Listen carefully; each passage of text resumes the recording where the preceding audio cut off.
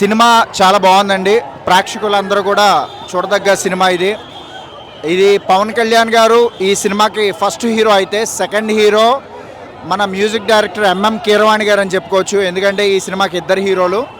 ఆ మ్యూజిక్ ప్రాణం పెట్టేశారు ఆయన, ఎంఎం కీరవాణి గారు. సో ఆయనకి ఆస్కార్ అవార్డు ఇవ్వడం కూడా చిన్నపోయిందనమాట. అంత బాగుంది మ్యూజిక్. ప్రతి ఎలివేషన్ సీన్స్లో కూడా ఆయన ప్రాణం పెట్టారని చెప్పచ్చు.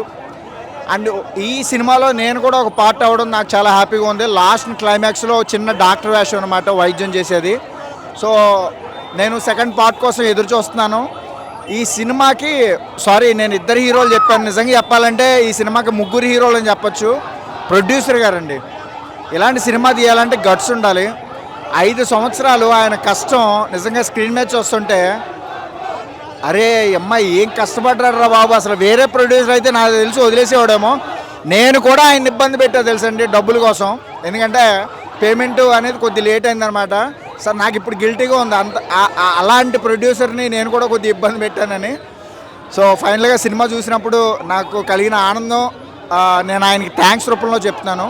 సో ఇబ్బంది పెట్టినందుకు క్షమాపణ కూడా కోరుతున్నాను. ఇంకా నెక్స్ట్ సినిమా పార్ట్ 2 వరకు కూడా మీరు సరిపోతాయండి పవన్ కళ్యాణ్ గారి అయితే. ఔరంగజేబు అంటే మరి అంటే భయపెట్టించారు సినిమా అయితే. అంటే పవన్ కళ్యాణ్ గారు హీరో కాబట్టి ఇంక దాన్ని అలాగా మలుచుకుంటూ గుర్రాల మీద వెళ్తూ ఉంటారు, లైన్ వెళ్తూ ఉంటుంది. భయపెట్టించాడు. అంతకు మించే ఉంది మరి పవన్ కళ్యాణ్ మూవీ అంటే మరి అంతకు మించే ఉంది. మరి చాలా బాగుంది. పార్ట్ 2 కోసం అయితే వెయిటింగ్ సార్.